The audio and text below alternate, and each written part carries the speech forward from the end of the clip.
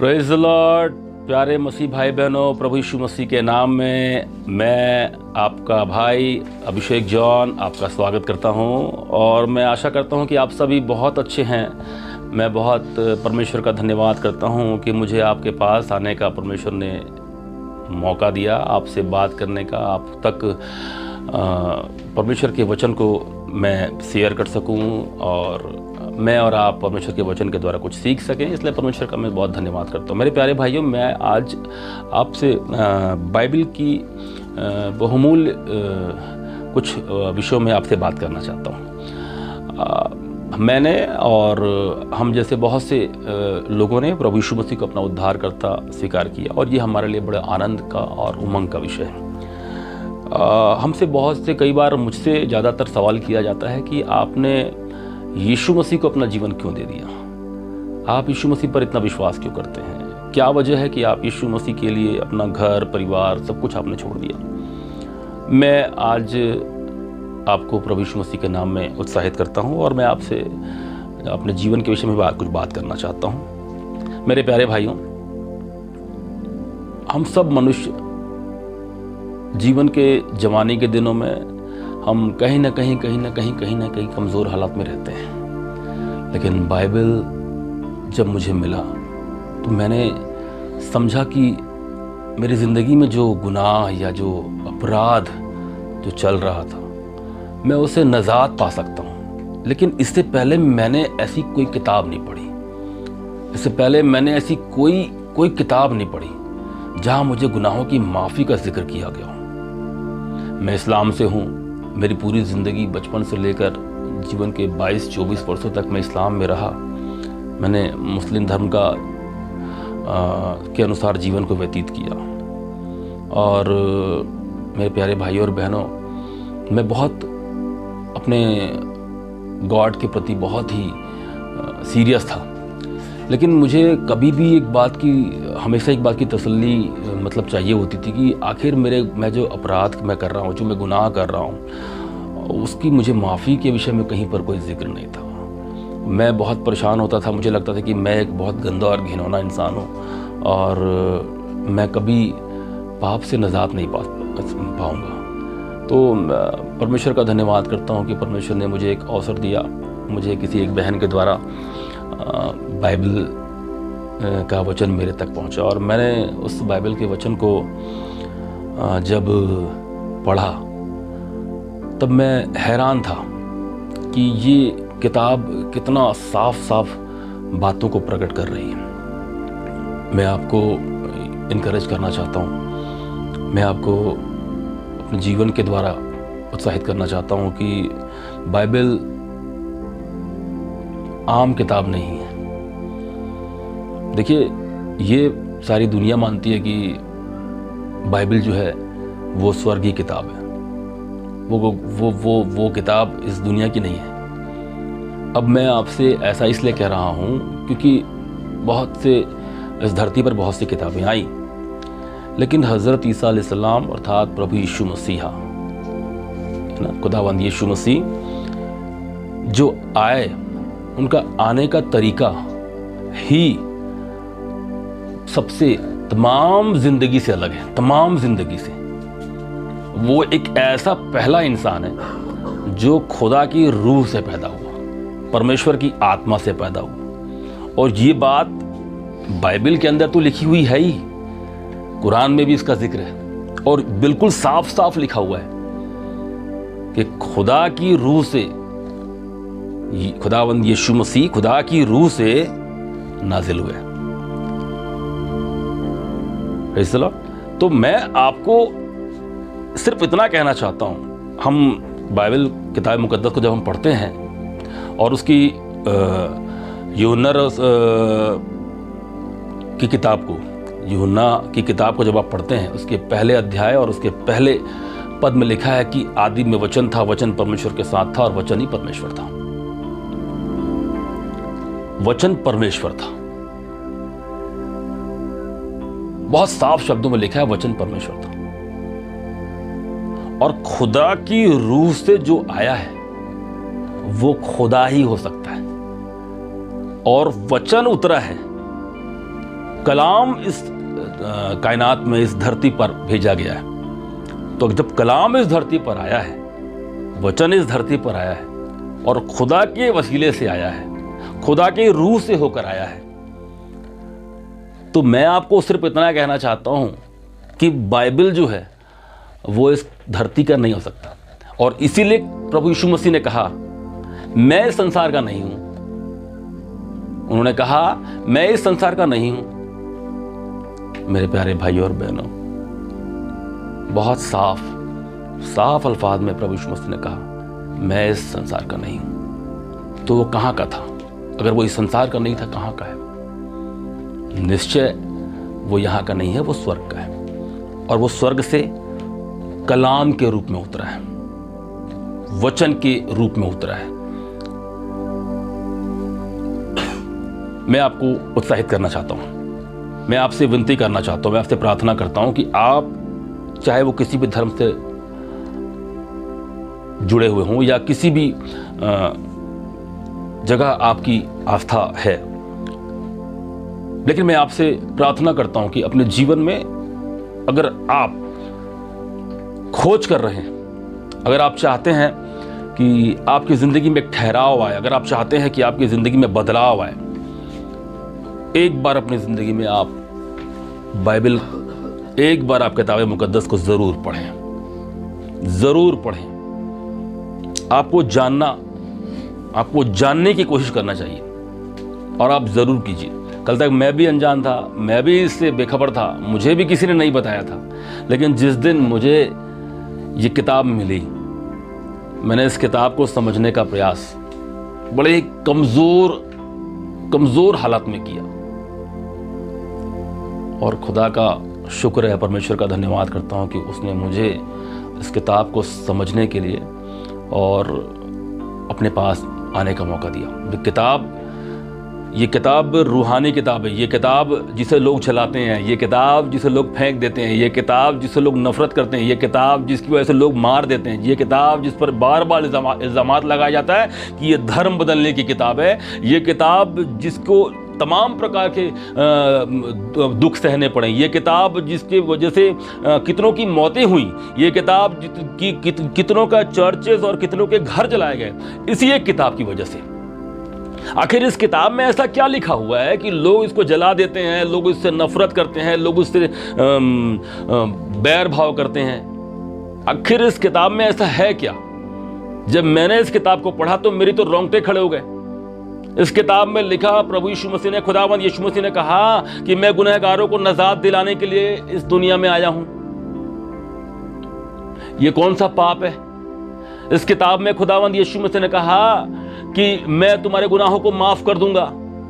इसमें कौन सा पाप है? इस किताब में खुदावंद यीशु मसीह ने कहा कि तुम मेरे पास आओ, मैं तुमको जिंदगी दूंगा। इस किताब में मैंने पढ़ा कि अंधे को खुदावंद यीशु मसीह ने आंख दे दिया, और वो भी अंधा जन्म से जो पैदा हुआ था, जिसकी आंख ही नहीं बनी थी। और वही काम हुआ जो खुदा ने उस समय किया था जब आदम को बनाया था। मिट्टी से बनाया था आदम को। इधर भी खुदावंद यीशु मसीह ने मिट्टी सानी हाथ में लिया, आंखों में लगाया और कहा, जा देखने लग। खुदावंद यीशु मसीह ने जो मुआजिज़े किए, जो चमत्कार किए हैं,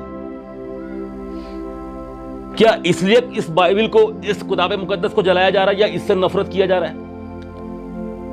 यह किताब आपकी जिंदगी बचा रही है, यह किताब आपको गुनाह करने से रोक रही है, यह किताब आपको जिंदगी का रास्ता दिखा रही है। नफरत के बदले नफरत मत करो बोल रही है। यह किताब आपको बोल रही है कि चोरी मत करो। यह किताब आपको बोल रही है कि किसी का अहित मत करो। यह आपको प्यार करने के विषय में बता रहा है। बड़ी अजीब किताब है ये। जब मैंने पढ़ा तो मैं तो दंग ही पड़ गया। अब तक मैंने ऐसी किताब पढ़ी नहीं, और जब पढ़ा तो मेरे हौसले बिल्कुल, मेरे तो होश उड़ गए, माफ करें, मेरे होश उड़ गए। यह कोई साधारण किताब नहीं है। और क्यों इस किताब का इतना विरोध हो रहा है? हम सब जानते हैं, सच्चाई ही है। सच्चाई को ही दबाने का प्रयास किया जाता है। सच बातें कड़वी होती है, लोगों को पसंद नहीं आती। लेकिन ये किताब अगर सच्ची नहीं होती तो इसका इतना विद्रोह भी नहीं होता। किसकी जिंदगी बर्बाद किया इस किताब ने? किसकी जिंदगी बर्बाद किया? आपने बहुत सी गवाहियों को सुना, लोग बीमार थे, चंगे हो गए। आपने बहुत सी किताबों के बारे में, इस किताब के बारे में बहुत सुना, लोग तकलीफ में थे, आंसू बहा रहे थे। इस किताब की वसीले से लोगों के जीवन में शांति आ गया। यह किताब जिंदगी बदल देने वाली किताब है। यह किताब स्वर्गीय किताब है। यह किताब रूहानी किताब है। यह किताब आपके जीवन को बदल सकती है। अगर आप तकलीफ में हैं, अगर आप परेशानी में हैं, अगर आप सच में अपनी ज़िंदगी में सच्चाई चाहते हैं, अगर आप अपनी ज़िंदगी में कुछ बेहतर चाहते हैं, मैं आपसे विनती करता हूं, प्रार्थना करता हूं, प्रभु यीशु मसीह के सामर्थी नाम में एक बार इस किताब को पढ़िए। इस किताब की ताकत को आप तब जान जाएंगे जब आप इस किताब को पढ़ लेंगे। आप मेरे बोलने से, सिर्फ मेरे बोलने से नहीं, आप एक बार पढ़कर देखिए। इस दुनिया में जितनी किताबें आई हैं सब अच्छी हैं। मैं नहीं कह रहा हूं कि कोई किताब गलत है, सारी किताबें अच्छी हैं। तमाम किताबों में कोई ना कोई ग्रेटेस्ट लीडर है और उस लीडर ने कहा कि आप ऐसा करेंगे तो आपके साथ में अच्छा होगा। लेकिन जब उद्धार की बात आती है, सॉल्वेशन की बात आती है, खुदा के बारगाह में पहुंचने की जब बात आती है, वो कहते हैं कि अच्छे कर्म करो। मैं आपसे पूछना चाहता हूं, हम तमाम जितने भी इस दुनिया में जितनी भी जिंदगियां हम लोग हैं, क्या हम कह सकते हैं कि हमसे गुनाह नहीं होता? क्या हम कह सकते हैं कि हम रोज गलती नहीं करते हैं? हम रोज कहीं ना कहीं चूक जाते हैं। हम कहीं ना कहीं कमजोर हो जाते हैं, क्योंकि हम इंसान हैं। मेरे प्यारे भाइयों और बहनों, ये किताब आपको बदलने वाली किताब है। ये किताब आपको माफ़ी देती है। ये किताब आपको वो रास्ता देती है जिसके जरिए आप खुदा के पास पहुंच सकते हैं। ग्रेटेस्ट लीडर आपको ज्ञान दे सकता है। ग्रेटेस्ट लीडर आपको बहुत सी बातें सिखा सकता है, लेकिन वो आपको जन्नत के रास्ते तक, जन्नत तक नहीं पहुंचा सकता। यीशु मसीह ने कहा, खुदावंद यीशु मसीह ने कहा, मैं जन्नत का दरवाजा हूं। और क्या बोला उसने? सिर्फ इतना कहा, मुझ पर ईमान रखो, मुझ पर ईमान रखो, मुझ पर विश्वास करो। एक बार आप इस किताब के विषय में एक बार आप सच्चाई से विश्वास करके देखिए इस किताब पर। एक बार यीशु मसीह को आवाज लगाकर देखिए। मैं बदल गया, आप बदल जाएंगे। आज मैं आपसे बात कर रहा हूं, कल आप बात कर रहे होंगे। मेरे प्यारे भाइयों और बहनों, खुदावंद यीशु मसीह आपको आवाज लगा रहा है। आप अपनी जिंदगी में बदलता हुआ बेहतरीन सवेरा देख सकते हैं। बस आपको करना इतना ही है कि आप खुदावंद यीशु मसीह को आवाज लगा दें। आप जहां हैं, जिस हाल में हैं, जिस दशा में हैं, कोई फर्क नहीं पड़ता। आपसे कितने गुनाह हुए हैं, आप कितने बुरे इंसान हैं, कितने अच्छे इंसान हैं, कोई मायने नहीं रखता। आपकी अच्छाई, आपकी बुराई, आपके अच्छे अमाल, आपके बुरे अमाल कोई मायने नहीं रखते। सिर्फ एक बात मायने रखता है कि क्या आप खुदावंद यीशु मसीह के पास आए हैं। क्योंकि किताब मुकद्दस, बाइबल की किताब, इंजील की किताब बहुत साफ शब्दों में कहती है, जो कोई मुझ पर ईमान रखेगा वो खुदा के पास पहुंच जाएगा। आपको सिर्फ इस किताब पर ईमान रखना है, इस किताब पर विश्वास करना है। एक बार इसमें लिखे हुए शब्दों को, इसमें लिखे हुए वचनों को, तमाम कलाम को आपको सिर्फ एक बार आवाज लगाना है। कहना है, खुदावंद यीशु मुझे आपकी जरूरत है, क्या मेरी जिंदगी बदल देंगे आप? मैं आपको इनकरेज करना चाहता हूं, मैं आपको उत्साहित करना चाहता हूं। यीशु मसीह जिंदगी बदल देने वाला खुदा है। उसका आने का तरीका, उसका जाने का तरीका सारी की सारी खुदाइयत से मैच करती है। खुदा कौन है? खुदा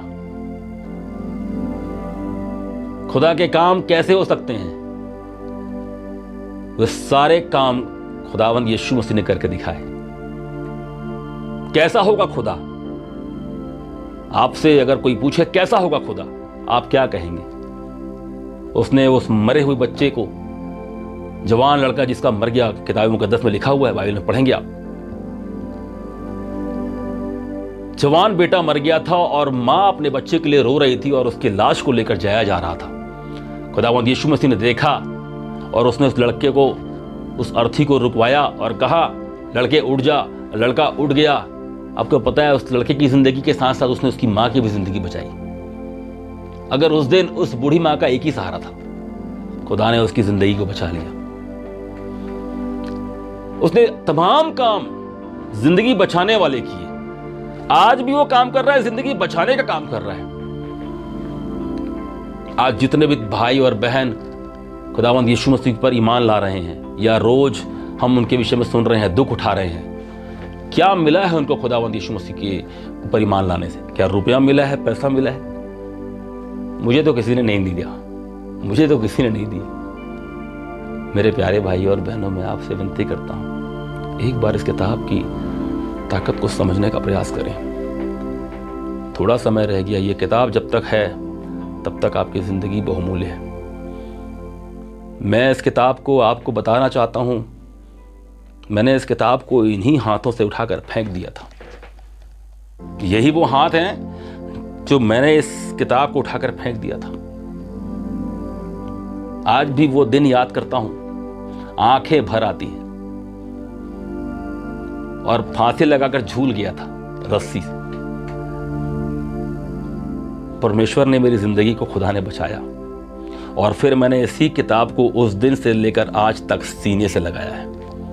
अब ये किताब सीने से अलग नहीं होती है। मेरे प्यारे भाई और बहनों, मैं आपको उत्साहित करना चाहता हूं, मैं आपसे वो विश्वास दिलाना चाहता हूं, ये किताब खुदा का कलाम है। प्लीज एक बार अपने जीवन में जहां भी हैं, जिस हाल में हैं, आप आवाज लगाइए खुदावंद यीशु मसीह को और कहिए, मुझे आपकी जरूरत है। मैं विश्वास से कहता हूं, खुदावंद यीशु आपकी जिंदगी को बदल देंगे, मेरा भरोसा है। एक बार आप आवाज लगा सकते हैं। सब कुछ आपके हाथ में है। वो आपसे प्यार करता है, वो खुदा है, वो परमेश्वर है, वो आपसे प्यार करता है, वो आपकी जिंदगी में बड़े बड़े काम करेगा। आपके हालात बदल जाएंगे। मैं ये नहीं कह रहा हूं आपको रुपया पैसा मिलेगा, ना, नहीं मिलेगा। यीशु को अपनाने से रुपया पैसा नहीं मिलता है। यीशु को अपनाने से सिर्फ जिंदगी मिलती है और वो आपको जिंदगी देगा। रुपया पैसा नहीं देता है। कुछ लोग गलत जानकारी देते हैं और कहीं किसी ने दिया होगा तो परमेश्वर उस पर दया करे, क्षमा करे उसको। लेकिन मैं आपको बिल्कुल धोखा नहीं देना चाहता। यीशु मसीह पैसा नहीं देता। अगर यीशु मसीह पैसा देने की सामर्थ्य रखता तो जब 5000 लोगों को रोटी खिलाई ना, तो उस दिन रोटी की जगह पैसा दे दिया होता कि जाओ पैसा लो और जाओ जाकर रोटी खरीद लो। लेकिन यीशु ने कहा बैठ जाओ और खुदा से प्रार्थना किया, परमेश्वर से हाथ उठाकर विनती किया कि मेरे बाप अपनी ताकत दिखा। और रोटियां इतनी हो गई कि 12 टोकरे भरकर यीशु के जो शागिर्द थे वो लेकर गए। आपकी तमाम जरूरतें, आपके तमाम हालात पर वो कामिल है। सब कुछ नया करने में वो कामिल है। आपको सिर्फ करना इतना है, खुदावंद यीशु का आवाज लगाना है और कहना है, खुदावंद यीशु आप मेरी जिंदगी में आइए, मैं आपका स्वागत करता हूं। वो आपके लिए पर्याप्त है। अगर आप मेरे साथ हैं, अगर आप इस बात पर विश्वास करते हैं, तो आप मेरे पीछे प्रार्थना दोहरा सकते हैं। मेरे पीछे बोलिए, प्रभु यीशु मसीह, मैं आपका अपने जीवन में स्वागत करता हूं। मैं एक पापी मनुष्य हूं, मैंने गुनाह किया है, मैं अपने गुनाहों की माफी आपसे चाहता हूं। आप मेरी जिंदगी में आइए और मेरे परिस्थितियों में, मेरे हालातों पर कामिल हो जाइए। मैं अपने जीवन को आपके हाथ में सौंपता हूं। मुझे अपना बेटा मुकर्रर कीजिए, अपनी बेटी बनाइए मुझे, कि मैं आपके बारगाह में आपके पास रहूं। यीशु मसीह के नाम से मांगता हूं, आमीन। Praise the Lord. मेरे भाइयों, प्रभु आपको आशीष दे मेरे जीवन के द्वारा, प्रभु और परमेश्वर के बहुमूल्य वचन के द्वारा। परमेश्वर आप सभी के जीवन में अपनी भलाई को बरकरार रखे। जय मसीह की।